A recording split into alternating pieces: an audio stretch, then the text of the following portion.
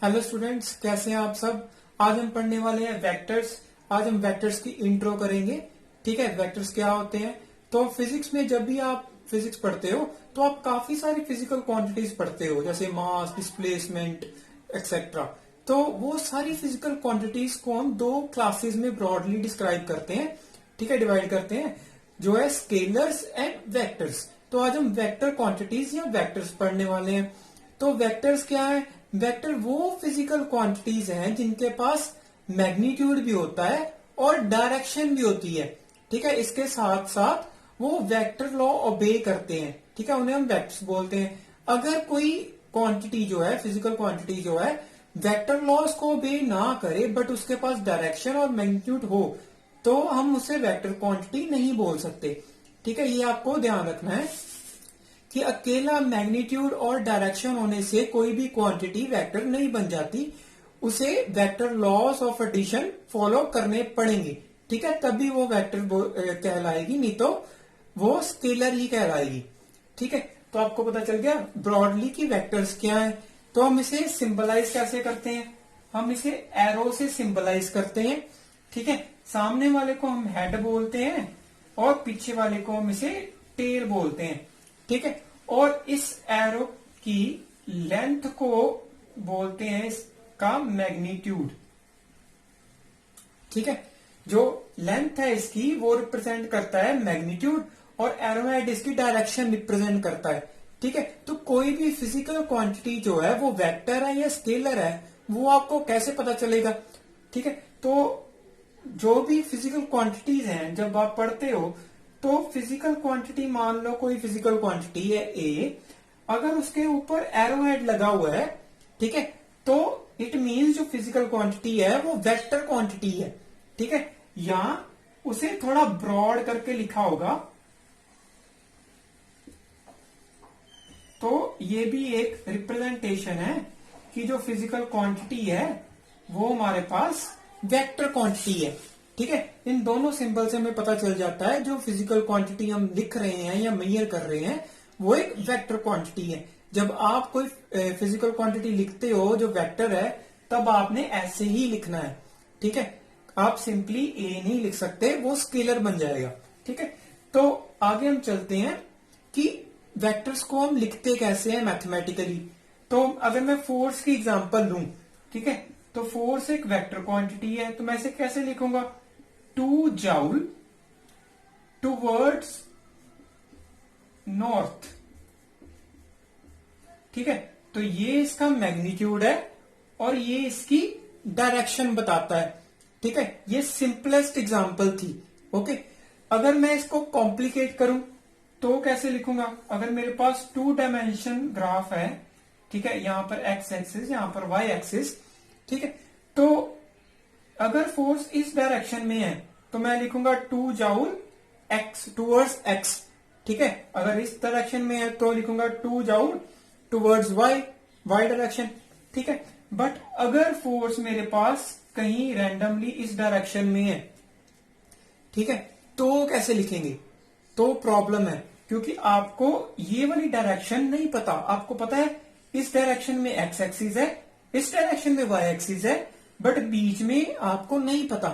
ठीक है, अगर आपको बना लो, ठीक है, तो अगर मैं बनाने बैठूं तो एक्स और वाई डायरेक्शन के बीच में इनफाइनाइट नंबर ऑफ डायरेक्शंस बनानी पड़ेंगी।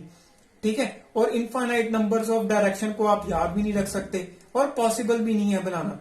ठीक है, तो हम क्या करते हैं, हम इस वेक्टर को इन दोनों की लीनियर कॉम्बिनेशन में लिखते हैं।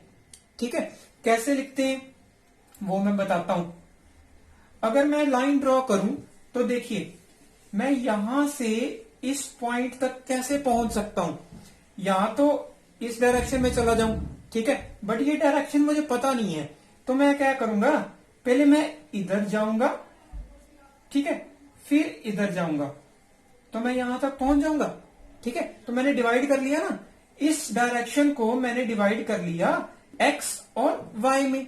ठीक है, तो मैं कैसे लिखूंगा, फोर्स क्या है, 1 जूल टूवर्ड्स नॉर्थ एक्स, ठीक है, प्लस यहां पर लिखूंगा 1 जूल टूवर्ड्स वाई डायरेक्शन। ठीक है, तो इससे रिप्रेजेंट हो जाएगा कि फोर्स जो है वो किस डायरेक्शन में है और उसका कितना मैग्नीट्यूड है। ठीक है, किस डायरेक्शन में वो कितना इफेक्ट कर रही है, मतलब आपके पास बहुत सारी इंफॉर्मेशन यहां से आपको मिल जाती है। ठीक है, तो हम क्या करते हैं, हम जो है वो एक्स डायरेक्शन को आई कैप लिखते हैं, वाई डायरेक्शन को जे कैप लिखते हैं। ठीक है, तो 1 + 1। ठीक है, तो अगर z डायरेक्शन है तो हम इसे k कैप लिखते हैं। ठीक है, तो y जो है वो एक पूरी लेंथ को डिस्क्राइब कर रहा है। ठीक है, बट i कैप जो है वो सिर्फ डायरेक्शन को रिप्रेजेंट कर रहा है। ठीक है, ये फर्क है, इसलिए हम आई कैप लिखते हैं। और कैप जो है वो बताता है कि ये यूनिट वेक्टर है। ठीक है, जो सिर्फ डायरेक्शन बताता है और कुछ नहीं बताता। ठीक है, ये सिर्फ डायरेक्शन बताता है, तो इसका जो मैग्नीट्यूड है वो 1 यूनिट है और सिर्फ डायरेक्शन बताता है। और जो नंबर है साथ में वो बताता है कि इस डायरेक्शन में जो फोर्स है वो कितने मैग्नीट्यूड के साथ लग रही है। ठीक है, उसकी कितनी पावर है। ओके, तो आपको क्लियर हो गया। किसी भी वेक्टर को हम लीनियर कॉम्बिनेशन में लिख सकते हैं, उसकी आई कैप, जे कैप और के कैप की डायरेक्शन में। ठीक है, क्यों लिख सकते हैं वो आपको मैंने बता दिया है। तो अगर मैं रैंडमली लिखूं तो एक्स वाई जेड। ठीक है, तो ये नंबर्स हैं और ये डायरेक्शन है। ठीक है, तो ऐसे हम वेक्टर को लिखते हैं और ऐसे रिप्रेजेंट करते हैं। ठीक है, तो आपको इससे पता चल जाता है कि वेक्टर की डायरेक्शन क्या है। और हमने बोला था स्टार्टिंग में, जो वेक्टर है उसके पास मैग्नीट्यूड होता है और डायरेक्शन होती है। ठीक है, तो ये उसकी कॉम्प्लिकेटेड फॉर्म है, ये उसकी इजीएस्ट फॉर्म है। ठीक है, तो अगर मैं बोलूं मेरे पास एक वेक्टर है, ठीक है, जो मैथमेटिकली लिखा हुआ है, तो उसमें से मैं मैग्नीट्यूड निकालना चाहता हूं। अगर मेरे पास मुझे फोर्स का वेक्टर दिया हुआ है, जैसे ये दिया हुआ है, ठीक है, तो मुझे पता करना है कि फोर्स का मैग्नीट्यूड कितना है, तो कैसे निकालूंगा। तो मैग्नीट्यूड कैसे निकालते हैं हम मैग्नीट्यूड को ऐसे रिप्रेजेंट करते हैं। ठीक है, मॉड से या अकेले एफ से। ठीक है, तो ये दोनों मैग्नीट्यूड को रिप्रेजेंट करते हैं। निकालते कैसे हैं मैग्नीट्यूड, आप देखिए यहां पे मैग्नीट्यूड है ना 1 1। ठीक है, ये क्या है, राइट एंगल ट्राइंगल है।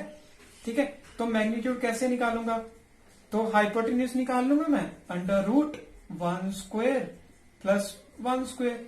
ठीक है, क्योंकि मुझे पता है एक्स डायरेक्शन में मैग्नीट्यूड कितना है और वाई डायरेक्शन में मैग्नीट्यूड कितना है। ठीक है, तो इसे अगर मैं जनरलाइज करूं तो मैं क्या लिखूंगा, मैग्नीट्यूड में x² + y² + z²। ठीक है, तो हम ऐसे मैग्नीट्यूड निकालते हैं किसी भी वेक्टर का। ठीक है, तो ये आपको रीजन भी पता चल गया कि फॉर्मूला कहां से आया है। ठीक है, अभी हम डायरेक्शन कैसे निकालेंगे, तो डायरेक्शन हम फॉर्मूला से निकालते हैं। देखिए हमें पता है जो वेक्टर है वो मैग्नीट्यूड को मैं ऐसे रिप्रेजेंट करता हूं। ठीक है, डायरेक्शन को मैं कैप से रिप्रेजेंट करता हूं। ठीक है, तो मैंने डायरेक्शन निकालनी है। डायरेक्शन निकालने के लिए मैं क्या करूंगा, इस मैग्नीट्यूड को नीचे ले आऊंगा। ठीक है, जब मैग्नीट्यूड नीचे आ जाएगा तो मेरे पास डायरेक्शन आ जाएगी। देखिए वेक्टर के पास क्या है, मैग्नीट्यूड है और डायरेक्शन है। अगर मैं वेक्टर को मैग्नीट्यूड से, इसके मैग्नीट्यूड से डिवाइड कर दूं, ठीक है, तो इसके पास क्या रह जाएगा, अकेली डायरेक्शन रह जाएगी ना। तो वैसे ही मैं अगर वेक्टर को उसके मैग्नीट्यूड से डिवाइड कर देता हूं तो मेरे पास यूनिट वेक्टर आ जाता है जो कि डायरेक्शन को रिप्रेजेंट करता है। तो ऐसे ही हम निकालते हैं। ठीक है, तो मेरे पास यहां पर एक यूनिट डायरेक्शन आ जाएगी जो सिर्फ मुझे फोर्स की डायरेक्शन बताएगी कि वो किस तरफ है। ठीक है, तो आज की वीडियो हम यहां पे खत्म करते हैं। अगली वीडियो में हम वेक्टर्स के टाइप्स करेंगे। ठीक है, वेक्टर को कैसे डील करते हैं, प्लस कैसे करते हैं और कौन कौन सी टाइप्स हैं वेक्टर्स की। ठीक है, तो आपको कोई भी क्वेरी है तो आप मुझे कमेंट सेक्शन में पूछ सकते हैं और फर्दर वीडियोस को पाने के लिए आप चैनल को सब्सक्राइब जरूर कर दीजिएगा।